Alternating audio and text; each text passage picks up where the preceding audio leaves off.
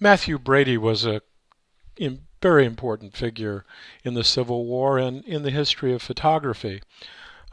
He was born in 1822, died in 1896, and he arrived in New York City at the age of 16 and started working as a department store clerk. In his spare time, Brady studied photography under a number of teachers, including Samuel Morse, the man who had recently introduced photography to America. By 1844, he had his own photography studio in New York, and he acquired a reputation as one of America's great photographers and produced portraits of the rich and famous. In 1856, he opened a studio in Washington, D.C. to photograph the nation's leaders and foreign dignitaries. And, as he said, from the first I regarded myself as under obligation to my country to preserve the faces of its historic men and mothers.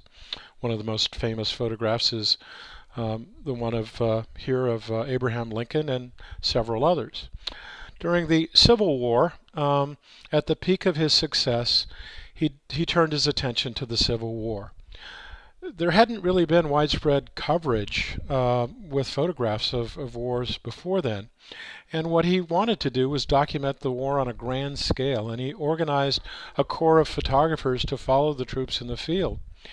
Friends tried to discourage him, citing the battlefield dangers and financial risks, and he later said, "I had to go. A spirit in my feet said go, and I went." It's also interesting to keep in mind that it was really dangerous not only from the circumstances of war, but simply carrying the chemicals necessary to process photography at that time. It involved nitroglycerin, which if you go over the wrong bump on your wagon, you're blown to pieces. So it was quite an undertaking and not a simple one and not a safe one. So Brady did not actually shoot many of the Civil War photographs, but he was more of a project manager, and he spent most of his time supervising his corps of traveling photographers and preserving their negatives and buying from others who were private photographers.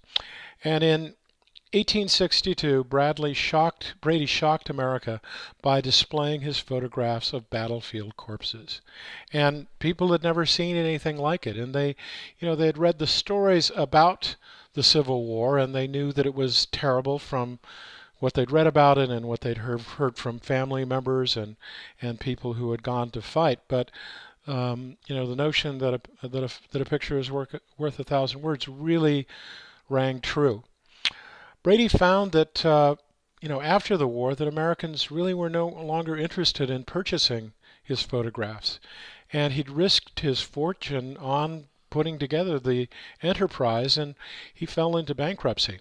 His negatives were neglected until 1875, when fortunately Congress purchased the entire archive for $25,000. What Mathew Brady brought was bringing photography to capture the blood, gore, heroism, and all of the aspects of war. And by doing so, he did a great service to the country and to the history of photography. So that's all we have. Thanks very much, and we'll see you online.